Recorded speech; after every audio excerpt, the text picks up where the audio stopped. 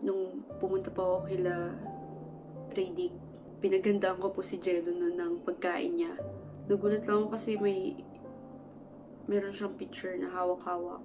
Bakit ako naniniwala kay Jeron?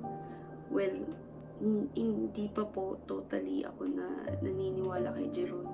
Nung time na yon, hiningi ko yung paliwanag ni Jello. At nagtataka lang ako sa kanya bakit hindi siya nagpaliwanag sa akin.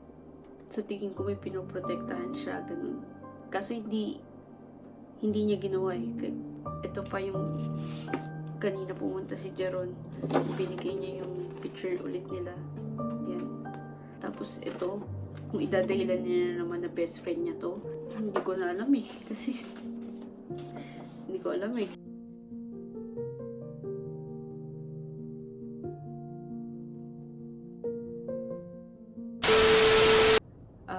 Nung pumunta pa ako kila Radic, pinaghandaan ko po si Jello nun ng pagkain niya.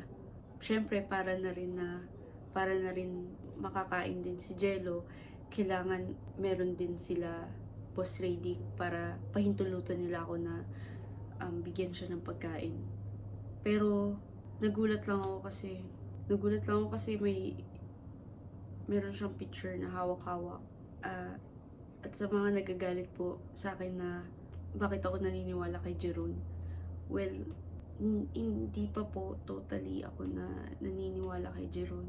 Nung time na yon, hiningi ko yung paliwanag ni Jello. At nagtataka lang ako sa kanya bakit hindi siya nagpaliwanag sa akin. Which is, sa tingin ko may pinoprotektahan siya, ganun.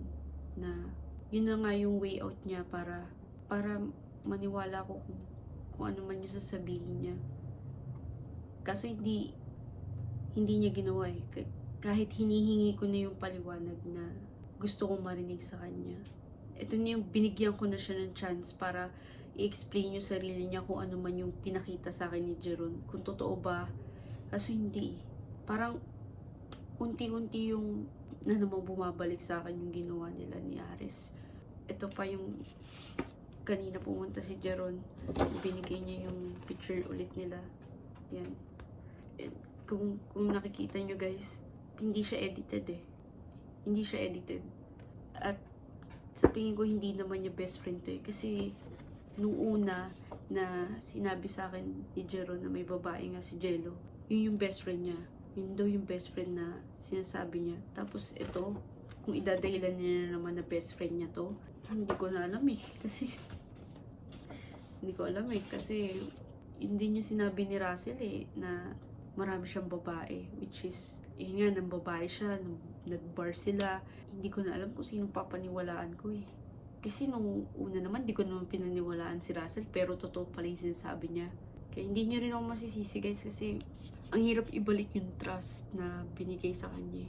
Binigyan ko siya ng pagkakataon kanina na i-explain yung side niya, pero hindi niya yung ginawa eh. Hindi ko alam kung takot ba siya. Hindi ko na talaga alam eh. Pero handa naman akong kausapin siya, pero siguro hindi ngayon. Kasi masakit pa rin yung ginawa niya sa akin. So, sana bigyan niyo lang ako ng konting time. Konting time lang at baka bigyan natin siya ng chance para makapag-usap kami.